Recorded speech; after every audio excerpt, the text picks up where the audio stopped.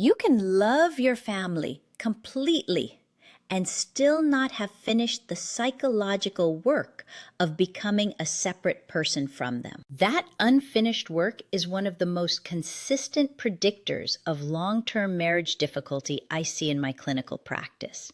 Not because the family is bad, because the separation has a name, and most people complete it partially, if at all, before they commit. You didn't fail to grow up. You just never finished the move. I'm Dr. Shae. Today I'm going to show you what individuation actually requires, the loyalty transfer almost no one names out loud, and why the in-law conflict most couples have is never about the in-laws. I'll tell you how P and Q's story ends.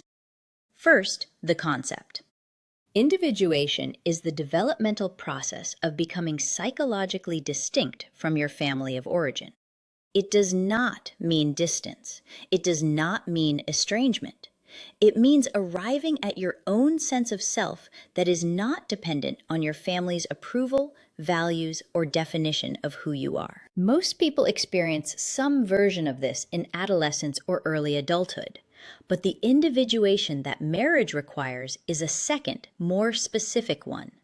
The conscious reorganization of your primary loyalty. When you commit to a partner, you are not abandoning your family of origin. You are adding a new primary relationship, one that, in the hierarchy of your adult life, takes the position of first, not in terms of affection, in terms of decision-making, conflict resolution, and whose needs get centered when the two sets of loyalties come into conflict. This shift is not automatic. It is a choice, and many people have never completed it.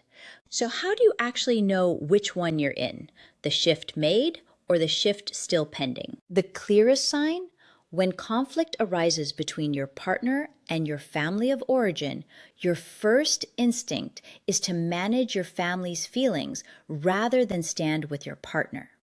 Not because you've thought it through, because the older loyalty script runs deeper than the one you're still building. Enmeshment is a more extreme version of this, a family system where boundaries between members are diffuse, where one person's emotional state becomes everyone's concern, where autonomy is experienced as disloyalty. People who grew up in enmeshed systems often don't recognize the pattern because it was the only pattern they knew. That's the theory. Here's what it actually looks like when it shows up at a dinner table. P and Q had been together 4 years. The conflict, when it came at the holidays. Every year. Different location, different incident, same architecture. Q's family had an implicit expectation. Holidays together. All of them. Every year. Never stated because it had never needed to be. It was simply what the family did. P came from a different structure entirely. Holidays sometimes shared, sometimes split, sometimes created with chosen people rather than family of origin. When P and Q tried to negotiate their first holiday season as an engaged couple, Q felt the full weight of that implicit expectation. Not from the family directly, internally, a pull that felt almost physical toward the familiar structure, away from the negotiation. When Q consistently chose the family's expectation over the negotiation with P, P didn't experience it as a holiday conflict. P experienced it as a loyalty question. Where do I actually land in your hierarchy?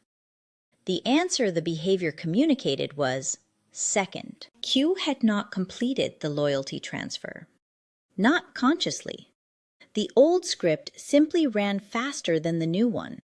Here's the question worth sitting with. Not for Q, for you. If your family's expectations and your partner's needs came into direct conflict tonight, where would your first instinct go? Not where you'd want it to go. Where it would go before you had a moment to think. That answer tells you where your loyalty transfer actually stands. The identity dimension of this is worth naming directly because it's the part most in-law conversations miss entirely. When someone hasn't completed individuation, their family's approval still functions as a primary source of identity stability.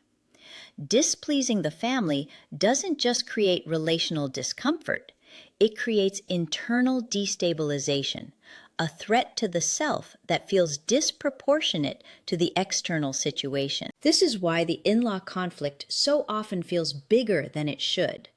Because for the partner who hasn't individuated, it is bigger. The stakes aren't logistical, they're existential. Who am I if I choose differently than my family expects? Individuation doesn't resolve that question by removing the family from the picture. It resolves it by building a self stable enough not to require the family's ongoing endorsement to function. The loyalty transfer has a specific structure. 3 things it requires. First, the internal recognition that your partner is now your primary family, not a replacement for the one you came from, an addition that occupies the first position. Second, a conversation with your partner about what that means practically. When conflict arises between my partner's needs and my family's expectations, here is how I will navigate that. Not a script, a commitment. Third, the willingness to feel your family's disappointment without letting that discomfort override the commitment you just made. This is the part most people underestimate. Individuation isn't a one-time decision. It's practiced in the moments the old loyalty script activates and you choose differently. Here's what I hear from people who don't see this pattern in themselves. My family is great. We don't have any enmeshment issues. We're just close. Closeness and enmeshment are not the same thing. Closeness feels like a choice. Enmeshment feels like an obligation that cannot be refused without consequence. If disappointing your family of origin creates a level of internal distress that overrides your partner's needs, that's not just closeness. That's a loyalty structure that hasn't been reorganized. P and Q did the work. Q had a direct conversation with the family, not to sever anything, but to name that the structure was changing, that the relationship wasn't ending, but that Q's first loyalty had shifted. It was uncomfortable. The family adjusted, slowly. P finally felt like a primary partner rather than a competing obligation. The holiday conflict dissolved because the loyalty question had been answered. The Blueprint Compatibility Assessment covers family of origin as one of its 5 domains. Link in the description. The Blueprint Workshop series goes deeper on loyalty patterns live. Love connects you. The Blueprint protects you.